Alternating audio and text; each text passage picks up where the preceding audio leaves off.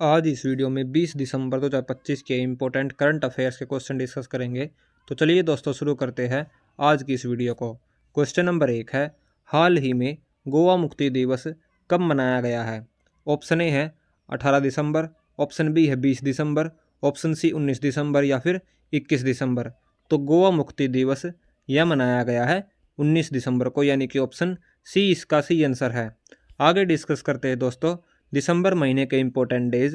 1 दिसंबर को विश्व एड्स दिवस, 2 दिसंबर को राष्ट्रीय प्रदूषण नियंत्रण दिवस, 3 दिसंबर को अंतर्राष्ट्रीय दिव्यांगजन दिवस, 4 दिसंबर को भारतीय नौसेना दिवस, 5 दिसंबर को विश्व मृदा दिवस, 6 दिसंबर को डॉक्टर भीमराव अंबेडकर महापरिनिर्वाण दिवस, 7 दिसंबर को सशस्त्र सेना झंडा दिवस और 9 दिसंबर को अंतर्राष्ट्रीय भ्रष्टाचार निरोधक दिवस, 10 दिसंबर को मानवाधिकार दिवस, 11 दिसंबर को अंतर्राष्ट्रीय पर्वत दिवस, 14 दिसंबर को राष्ट्रीय ऊर्जा संरक्षण दिवस, 15 दिसंबर को भारतीय सेना दिवस, 16 दिसंबर को विजय दिवस, 18 दिसंबर को अंतर्राष्ट्रीय प्रवासी दिवस और 19 दिसंबर को गोवा मुक्ति दिवस के रूप में मनाते हैं। ये सभी दिसंबर महीने के इम्पोर्टेंट डेज थे 19 दिसंबर तक के। आगे डिस्कस करते हैं दोस्तों गोवा मुक्ति दिवस या फिर गोवा के बारे में इम्पोर्टेंट फैक्ट्स। 451 वर्षों के पुर्तगाली शासन के बाद में 19 दिसंबर 1961 को गोवा भारत में शामिल हुआ। 1947 में भारत आज़ाद हुआ, लेकिन पुर्तगालियों ने गोवा को भारत में नहीं मिलाने दिया। पुर्तगालियों का दावा है कि गोवा भारत से सांस्कृतिक धार्मिक रूप से अलग है और उसका अभिन्न हिस्सा है। इसलिए 11 जून 1953 को भारत ने पुर्तगाल से राजनयिक मिशन वापस ले लिया और दिसंबर 1961 में भारत ने सैन्य कार्रवाई करके गोवा का विलय भारत में कर लिया। आगे डिस्कस करते हैं दोस्तों गोवा के इम्पोर्टेंट करंट इवेंट्स। अंतर्राष्ट्रीय लवणता सम्मेलन 3.0 का आयोजन गोवा में किया गया है। फीडे शतरंज विश्व कप 2025 का उद्घाटन गोवा में हुआ है। 56वां भारतीय अंतर्राष्ट्रीय फिल्म महोत्सव गोवा में आयोजित होगा और महाजय घर योजना की शुरुआत अमित शाह ने की है। हाल ही में अंतर्राष्ट्रीय पर्पल फेस्टिवल का तीसरा संस्करण पणजी गोवा में शुरू हुआ है। गोवा में स्कूल और कॉलेजों के पाठ्यक्रम में शतरंज को शामिल किया गया है। आयुष मंत्रालय ने पहला एकीकृत तंत्रिका पुनर्वास केंद्र प्रयास गोवा में शुरू किया है। फीडे विश्व कप 2025 का आयोजन गोवा में होगा और राजभवन अन्न धन योजना गोवा में शुरू हुई है। आगे डिस्कस कर लेते हैं दोस्तों गोवा की नदियों के बारे में। सबसे पहले है मांडवी नदी, जो कि गोवा की सबसे प्रमुख नदी है। यह राजधानी पणजी से होकर गुजरती है। दूसरे नंबर पर है जुआरी नदी, गोवा की दूसरी सबसे बड़ी नदी है और ये कृषि और परिवहन के लिए फेमस है या फिर महत्वपूर्ण है। तीसरे नंबर पर है तिरकोल नदी, यह गोवा के उत्तरी भाग से बहती है और गोवा महाराष्ट्र की सीमा के पास मिलती है। चौथे नंबर पर है चपोरा नदी, पांचवें नंबर पर है साल नदी और छठे नंबर पर है तालपोना नदी। आगे डिस्कस कर लेते हैं दोस्तों गोवा की सीमा। गोवा की सीमा टच करती है महाराष्ट्र, कर्नाटक और अरब सागर के साथ में। गोवा में कुल 2 नेशनल पार्क है, महावीर नेशनल पार्क, भगवान महावीर नेशनल पार्क और दूसरे नंबर पर है मोल्लम नेशनल पार्क। भगवान महावीर नेशनल पार्क गोवा का सबसे बड़ा नेशनल पार्क है और ये मोल्लेम क्षेत्र में स्थित है। जो दूसरे नंबर पर है मोल्लेम नेशनल पार्क, यह भी भगवान महावीर नेशनल पार्क का ही हिस्सा माना जाता है। आगे डिस्कस करते हैं दोस्तों गठन के बारे में। गोवा का गठन 30 मई 1987 को हुआ था। राजधानी पणजी है। सबसे बड़ा शहर वास्को डी गामा है। इसमें कुल 2 जिले हैं। राज्यपाल है TS श्रीधरन, मुख्यमंत्री है प्रमोद सावंत। राज्यसभा की सीट 1 है और लोकसभा की सीट 2 है। क्षेत्रफल के हिसाब से भारत का सबसे छोटा राज्य है, जिसका कुल क्षेत्रफल 3702 स्क्वायर किलोमीटर है, जिसका क्षेत्रफल 28वें नंबर पर है पूरे भारत में। आगे डिस्कस कर लेते हैं दोस्तों क्वेश्चन ऑफ द डे और इसका आंसर सभी को कमेंट सेक्शन में लिखना है। क्वेश्चन है किसे फीफा पुरुष खिलाड़ी ऑफ द ईयर 2025 चुना गया है? ऑप्शन ए है लियोनेल मेसी, ऑप्शन बी है ओस्मान डेम्बेले, ऑप्शन सी है एर्लिंग हॉलैंड या फिर किलियन एम्बापे। तो किसे फीफा पुरुष खिलाड़ी ऑफ द ईयर 2025 चुना गया है? इसका आंसर सभी को कमेंट सेक्शन में लिखना है दोस्तों। आगे डिस्कस कर लेते हैं दोस्तों क्वेश्चन नंबर 2। फीफा अरब कप 2025 का खिताब किस देश ने जीता है? तो ये जीता है मोरक्को ने। ऑप्शन डी इसका करेक्ट आंसर होगा दोस्तों। फीफा अंडर 20 वर्ल्ड कप 2025 का खिताब भी मोरक्को ने ही जीता है और फीफा अरब कप 2025 का खिताब भी मोरक्को ने ही जीता है। खेल से रिलेटेड इंपॉर्टेंट फैक्ट्स कवर कर लेते हैं या फिर करंट इवेंट्स। अंतर्राष्ट्रीय पोलो कप 2025 को भारत ने जीता है। फीडे शतरंज विश्व कप 2025 का उद्घाटन गोवा में हुआ है। फीडे शतरंज विश्व कप ट्रॉफी का नाम बदलकर विश्वनाथ आनंद के नाम पर रखा गया है। आईसीसी महिला विश्व कप 2025 का खिताब भारत ने जीता है। दुबई पैराशूटिंग विश्व कप में अवनी लेखरा ने महिलाओं की 10 मीटर एयर राइफल SH1 में स्वर्ण पदक जीता है। ISSF जूनियर विश्व कप की पदक तालिका में भारत शीर्ष पर रहा है। महिला ब्लाइंड फुटबॉल विश्व कप 2025 का खिताब अर्जेंटीना ने जीता है। फीफा विश्व कप के लिए क्वालिफाई करने वाला दूसरा सबसे छोटा देश कैप वर्डे है। वर्ल्ड बॉक्सिंग कप फाइनल का आयोजन भारत में किया जाएगा। सुल्तान जोहर कप 2025 में भारत ने रजत पदक जीता है। डिस्कस कर लेते हैं अब क्वेश्चन नंबर 3। हाल ही में कौन क्षेत्रीय AI इम्पैक्ट कॉन्फ्रेंस की मेजबानी करेगा? तो यह करेगा उड़ीसा, यानी कि ऑप्शन बी इसका सही आंसर है। उड़ीसा में क्षेत्रीय AI इम्पैक्ट कॉन्फ्रेंस की मेजबानी की जाएगी। डिस्कस करते हैं अब AI से रिलेटेड इंपॉर्टेंट फैक्ट्स या फिर current events. Reliance industry limited ने AI फॉर ऑल के लिए गूगल के साथ साझेदारी की है। गूगल ने अंतरिक्ष में AI डाटा सेंटर स्थापित करने की घोषणा की है। गूगल ने क्रिसमस द्वीप पर AI डाटा सेंटर बनाने की घोषणा की है। ओपन AI की वैल्यूएशन 500 अरब डॉलर तक पहुंच गई है।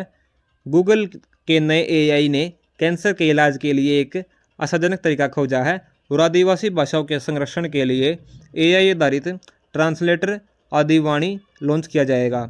IIT जोधपुर ने भारतीय भाषा और विरासत के लिए AI उपकरण विकसित किया है। भारत की पहली निजी AI यूनिवर्सिटी उत्तर प्रदेश में लॉन्च की गई है। ग्लोबल AI सिटी इंडेक्स 2025 में सिंगापुर शीर्ष पर रहा है। वैश्विक AI सिटी इंडेक्स 2025 में बेंगलुरु को 26वां स्थान मिला है। ये सभी AI से रिलेटेड इंपॉर्टेंट करंट इवेंट्स थे। क्वेश्चन नंबर 4 डिस्कस करते हैं। किस देश से 8 ब्लैक कैप्ड कैपुचिन बंदरों को आयात किया गया है? तो यह आयात किया गया है दक्षिण अफ्रीका से, यानी कि ऑप्शन सी इसका करेक्ट आंसर होगा। क्वेश्चन नंबर 5 है। हाल ही में कहां पर विजयपुर कैंपस में जेनजी पोस्ट ऑफिस का उद्घाटन किया है? Option A Himachal Pradesh, option B Punjab, option C Ladakh या फिर जम्मू कश्मीर। तो विजयपुर कैंपस में जेनजी पोस्ट ऑफिस का उद्घाटन किया गया है जम्मू कश्मीर। ऑप्शन डी इसका सही आंसर होगा दोस्तों। डिस्कस कर लेते हैं क्वेश्चन नंबर 6। कौन कोलकाता टाइगर्स टीम में शामिल हुए हैं? ऑप्शन ए है राहुल द्रविड़, ऑप्शन बी है सौरव गांगुली, गौतम गंभीर या फिर वीरेंद्र सहवाग। तो कौन कोलकाता टाइगर्स टीम में शामिल हुए हैं? तो ये शामिल हुए हैं सौरव गांगुली। ऑप्शन बी इसका करेक्ट आंसर होगा दोस्तों। नेक्स्ट डिस्कस कर लेते हैं दोस्तों क्वेश्चन नंबर 7। क्वेश्चन नंबर 7 है 2025 WTA player of the year का पुरस्कार किसने जीता है? आर्यना सबालेंका ने। ऑप्शन सी इसका करेक्ट आंसर होगा, जिन्होंने WTA player of the year का पुरस्कार जीता है। Next question number 8। भारत की पहली फॉरेस्ट यूनिवर्सिटी किस राज्य में बनाई जाएगी? ऑप्शन ए है मध्य प्रदेश, ऑप्शन बी है उत्तराखंड, ऑप्शन सी छत्तीसगढ़ या फिर उत्तर प्रदेश। तो भारत की पहली फॉरेस्ट यूनिवर्सिटी बनाई जाएगी उत्तर प्रदेश में, यानी कि ऑप्शन डी इसका सही आंसर है दोस्तों। फीफा इंटरकॉन्टिनेंटल कप 2025 किसने जीता है? तो ये जीता है पेरिस सेंट जर्मन ने, यानी कि ऑप्शन सी इसका सही आंसर है। इन्होंने फीफा इंटरकॉन्टिनेंटल कप 2025 जीता है। क्वेश्चन आगे डिस्कस कर लेते हैं दोस्तों फीफा से इंपॉर्टेंट क्वेश्चन। फीफा अंडर-20 वर्ल्ड कप 2025 का खिताब मोरक्को ने जीता है। फीफा ने महिलाओं के लिए भारत में पहली टैलेंट अकेडमी हैदराबाद में शुरू की है। फीफा रैंकिंग में भारतीय पुरुष फुटबॉल टीम में 133वें नंबर पर है। कैप वर्डे फीफा विश्व कप के लिए क्वालिफाई करने वाला दूसरा सबसे छोटा देश है और चेल्सी FC ने फीफा क्लब वर्ल्ड कप का खिताब जीता है। फीफा क्लब विश्व कप 2025 का आयोजन अमेरिका में होगा। आगे डिस्कस करते हैं फीफा के इम्पोर्टेंट फैक्ट्स। फीफा का जो पहला वर्ल्ड कप हुआ था वह 1930 उरुग्वे में हुआ था और आयोजन होता है इसका हर 4 साल में। सबसे ज़्यादा बार जीता है ब्राज़ील ने 5 बार, जर्मनी ने 4 बार, इटली ने 4 बार और अर्जेंटीना ने 3 बार। रिसेंट मेंस विनर है 2018 में फ्रांस, 2022 में अर्जेंटीना और वुमेंस वर्ल्ड कप पहली बार 1991 में चाइना में हुआ था और सबसे ज़्यादा खिताब जीता है USA ने 4 बार। और रिसेंट वुमेंस विनर है 2019 में USA और 2023 में स्पेन। आगे डिस्कस कर लेते हैं दोस्तों क्वेश्चन नंबर 10। विश्व स्वास्थ्य संगठन के दूसरे वैश्विक पारंपरिक चिकित्सा सम्मेलन का आयोजन कहाँ पर किया जा रहा है? यह किया जा रहा है नई दिल्ली में, यानी कि ऑप्शन डी इसका करेक्ट आंसर होगा दोस्तों। क्वेश्चन नंबर 11 है एशिया का दूसरा सबसे बड़ा ग्लोबल कैपेबिलिटी सेंटर कहाँ पर स्थापित किया जाएगा? ऑप्शन ए है बेंगलुरु, ऑप्शन बी है हैदराबाद, ऑप्शन सी पुणे या फिर मुंबई। तो एशिया का सबसे बड़ा ग्लोबल कैपेबिलिटी सेंटर स्थापित किया जाएगा मुंबई में, यानी कि ऑप्शन डी इसका सही आंसर है, महाराष्ट्र। नेक्स्ट क्वेश्चन नंबर 12, कौन एयरटेल इंडिया के एमडी और सीईओ बने हैं? तो यह बने हैं शाश्वत शर्मा, ऑप्शन सी इसका सही आंसर है। भारतीय नौसेना के चीफ ऑफ पर्सनल के रूप में गुरचरण सिंह अपॉइंट हुए हैं। रक्षा लेखा महानियंत्रक के रूप में विश्वजीत साय अपॉइंट हुए हैं। अफगानिस्तान ने भारत में अपना पहला राजदूत नियुक्त करने की घोषणा की है। इंडियन चैम्बर्स ऑफ कॉमर्स के नए अध्यक्ष के रूप में ब्रजभूषण अग्रवाल अपॉइंट हुए हैं। मेघालय हाई कोर्ट के नए चीफ जस्टिस के रूप में सोमेन सेन अपॉइंट हुए हैं। क्वेश्चन नंबर 6 है, दिल्ली के नए चीफ सेक्रेटरी के रूप में राजीव वर्मा अपॉइंट हुए हैं। सेंट्रल बैंक ऑफ इंडिया के सीईओ के रूप में कल्याण कुमार अपॉइंट हुए हैं। यूनेस्को के अगले महानिदेशक के रूप में खालिद अल एनानी अपॉइंट हुए हैं। न्यायमूर्ति सोमेन सेन को मेघालय उच्च न्यायालय का 14वां मुख्य न्यायाधीश अपॉइंट किया गया है। और क्वेश्चन नंबर 10 है, दीपिका पादुकोण को केंद्रीय स्वास्थ्य एवं परिवार कल्याण मंत्रालय का पहला मानसिक स्वास्थ्य राजदूत नियुक्त किया गया है। ये सभी हाल ही में नियुक्ति थी जो हुई हैं। और भी नियुक्ति डिस्कस करते हैं दोस्तों। सोनाली सेनगुप्ता को आरबीआई का कार्यकारी निदेशक अपॉइंट किया गया है। डेन केट्स को हाल ही में आईएमएफ का पहला उप प्रबंध निदेशक अपॉइंट किया है। तरुण गर्ग को हुंडई इंडिया का पहला भारतीय एमडी और सीईओ नियुक्त किया गया है। अभिनव बिंद्रा को मिलानो कार्टिना 2026 विंटर ओलंपिक्स के लिए टॉर्च बियर नियुक्त किया है। रंजना प्रकाश देसाई को हाल ही में 8वें वेतन आयोग का अध्यक्ष नियुक्त किया गया है। संजीव गुराटिया को हाल ही में इंडियन एयरफोर्स के रखरखाव प्रमुख के रूप में नियुक्त किया गया है। जस्टिस श्री चंद्रशेखर को हाल ही में बॉम्बे हाई कोर्ट का नया चीफ जस्टिस नियुक्त किया गया है। अमिताभ कुमार राय और राजीव लोचन शुक्ला को इलाहाबाद हाई कोर्ट का न्यायाधीश अपॉइंट किया है। आर गांधी को हाल ही में येस बैंक का अध्यक्ष फिर से चुना गया है। और शबाना महमूद को ब्रिटेन का गृह मंत्री नियुक्त किया गया है। नेक्स्ट डिस्कस करते हैं दोस्तों क्वेश्चन नंबर 13, हाल ही में डोपिंग रोधी नियमों के उल्लंघन में विश्व में शीर्ष देश कौन सा रहा है? तो यह रहा है भारत, यानी कि ऑप्शन डी इसका सही आंसर है। भारत डोपिंग रोधी नियमों के उल्लंघन में विश्व में शीर्ष पर रहा है। क्वेश्चन नंबर 14 है, उत्तर प्रदेश शिक्षा सेवा चयन आयोग का अध्यक्ष कौन बने हैं? तो यह बने हैं प्रशांत कुमार, ऑप्शन डी इसका सही आंसर है दोस्तों। नेक्स्ट डिस्कस कर लेते हैं दोस्तों क्वेश्चन नंबर 15, किस बैंक ने गिफ्ट सिटी में निवासियों के लिए वैश्विक बचत योजना शुरू की है? तो आईडीएफसी फर्स्ट बैंक इसका सही आंसर है। नेक्स्ट डिस्कस कर लेते हैं दोस्तों बैंकिंग से related important current events. India post payment bank ने ईपीएफओ के साथ मिलकर पेंशन भोगियों के लिए घर घर डिजिटल लाइफ सर्टिफिकेट सेवा शुरू की है। भारतीय स्टेट बैंक 100 अरब डॉलर का कुल कारोबार पार करने वाला भारत का पहला सरकारी बैंक बना है। अमित शाह ने शहरी सहकारी बैंकों के लिए डिजिटल ऐप लॉन्च किया है। कल्याण कुमार को सेंट्रल बैंक ऑफ इंडिया का नया सीईओ नियुक्त किया गया है। श्री चंद्र मुर्मू को आरबीआई के डिप्टी गवर्नर का पदभार संभाला है। एचडीएफसी बैंक ने माई बिजनेस क्यूआर लॉन्च किया है। आरबीआई ने आर गांधी को फिर से येस बैंक का अध्यक्ष नियुक्त किया है। विवेकानंद गुप्ता विश्व बैंक के public financial asset management program में चुने जाने वाले पहले भारतीय हैं। इंडसइंड बैंक ने विरल दमानिया को मुख्य वित्तीय अधिकारी नियुक्त किया है।